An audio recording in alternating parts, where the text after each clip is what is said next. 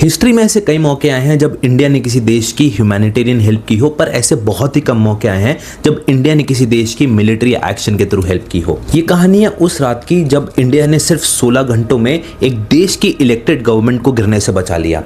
3 नवंबर 1988 मालदीव्स का शहर, 80 से ज़्यादा मर्सनरीज मालदीव्स की कैपिटल सिटी में घुस गए थे और उनका सिर्फ एक ही मिशन था, उनके प्रेसिडेंट को असैसिनेट करके सिटी और कंट्री की पूरी पावर अपने हाथ में रख लेना। मालदीव्स के प्रेसिडेंट अपनी ही कंट्री में इधर उधर छुप रहे थे और भाग रहे थे। उन्होंने दुनिया के सबसे पावरफुल नेशंस को कॉल किया, पर किसी ने भी इमीडिएटली हेल्प का प्रॉमिस नहीं किया। फिर एक कॉल गया इंडिया को और उन्होंने जो डिसीजन लिया वो एक ऐसा डिसीजन था जिसने इंडियन ओशन का पूरा पावर स्ट्रक्चर ही बदल दिया। ये कोई सिंपल मिशन नहीं था, ये एक ऐसा मिशन था जहां इंडियन आर्मी को रात के अंधेरे में एक अननोन कंट्री में लैंड करना था और उनके पास सिर्फ एक चांस था। इस ऑपरेशन को नाम दिया गया ऑपरेशन कैक्टस। तो आइए जानते हैं आज की वीडियो में इस ऑपरेशन कैक्टस का पूरा सीन क्या था।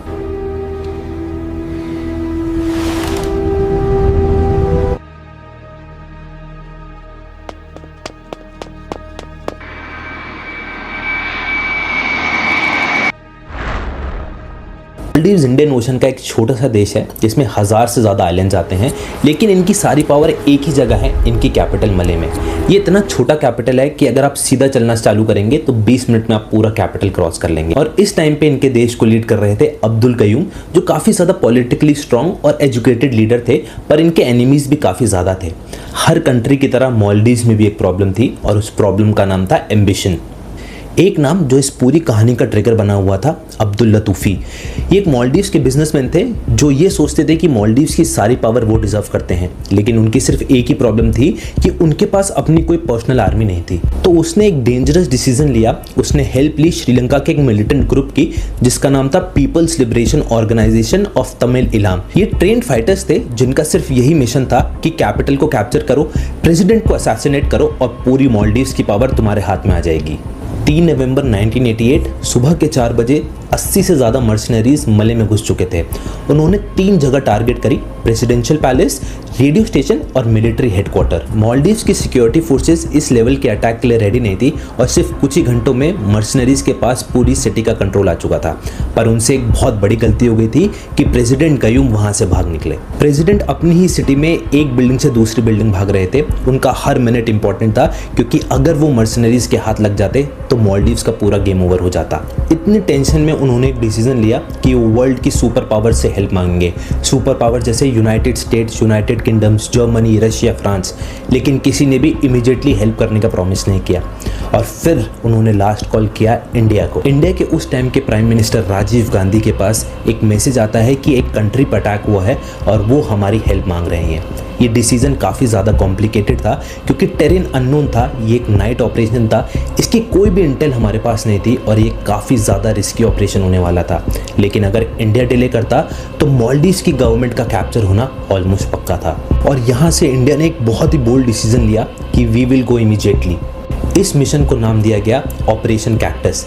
आगरा से इंडियन पैराट्रूपर्स को रेडी किया गया, IL-76 एयरक्राफ्ट। इसको फुल लोड करके टेक ऑफ कराया गया। 2000 किलोमीटर की flight, no rehearsal, no second chance. इस ऑपरेशन का सबसे बड़ा चैलेंज था नाइट लैंडिंग और अननोन रनवे। अगर रनवे पहले से ही कैप्चर होता तो प्लेन भी क्रैश कर सकता था। रात के करीब 10 बजे इंडियन एयरफोर्स का एयरक्राफ्ट फाइनली मालदीव्स के एयर स्पेस में एंटर करता है और उन्हें दिखता है नीचे एक छोटा सा रनवे जिसके पास अंधेरा और अनसर्टेनिटी दोनों थी। अगर इस रनवे को मर्सनरीज ने पहले ही कैप्चर कर लिया होता तो ये लैंडिंग इस मिशन का एंड भी हो सकती थी। लेकिन रिस्क तो लेना ही था और कुछ देर बाद इंडिया का एयरक्राफ्ट फाइनली रनवे को टच करता है, रैंप खुलता है और Indian paratroopers full combat gear में बाहर निकलते हैं एब्सोल्यूट डार्कनेस में। उनके पास इंटेल काफ़ी लिमिटेड था पर उनका मिशन काफ़ी क्लियर था कि सिटी को सिक्योर करना है और प्रेसिडेंट को बचाना है। इंडियन ट्रूप्स को 3 पार्ट्स में डिवाइड किया जाता है। पहला एयरपोर्ट को सिक्योर करते हैं, दूसरा व्हीकल्स को अरेंज करते हैं और तीसरा सीधा मले की तरफ चलते हैं। मले एयरपोर्ट से कुछ ही किलोमीटर दूर थी, लेकिन प्रॉब्लम डिस्टेंस नहीं था, प्रॉब्लम था एनिमी की अननोन लोकेशन। जैसे ही इंडियन सोल्जर्स सिटी में एंटर करते हैं, हर एक बिल्डिंग एक पोटेंशियल थ्रेट बन गई थी। ये कोई ओपन बैटलफील्ड नहीं था, ये क्लोज क्वार्टर कॉम्बैट था। हर एक टर्न पे पॉसिबिलिटी थी एक एम्बुश की। इसलिए इंडियन सोल्जर्स मूव कर रहे थे slowly, silently and very calculated. एक टीम कवर देती थी, दूसरी आगे बढ़ती थी। Building by building, room by room वो हर चीज़ को क्लियर करते जा रहे थे। दूसरी साइड पे मर्सनरीज में पैनिक सेट इन कर चुका था। उनका प्लान सिंपल था कि प्रेसिडेंट को मारो और पावर कैप्चर करो। उन्होंने कभी सोचा ही नहीं था कि इंडिया और इंडियन आर्मी इतनी तेज़ रिएक्ट करेगी। अब उनके पास ना तो टाइम था, ना कोई स्ट्रैटेजी था, तो सिर्फ कंफ्यूजन। कुछ ही घंटों में इंडियन सोल्जर्स ने सिटी की की लोकेशंस को सिक्योर कर लिया था।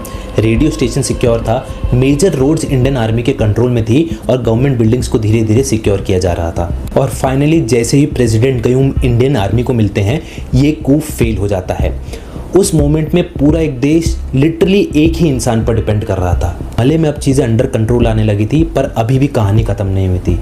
जो मर्सनरीज इंडियन आर्मी से ग्राउंड पर लड़ रहे थे, उन्हें ये समझ आ चुका था कि वो हार चुके हैं, इसलिए वो मालदीव से भागने का रास्ता ढूंढ रहे थे। जैसे ही वो समुद्र किनारे पहुंचते हैं, उन्हें कार्गो शिप मिलता है जिसे वो हाईजैक कर लेते हैं और उनके अंदर जितने भी लोग थे उन सबको वो हॉस्टेज बना लेते हैं।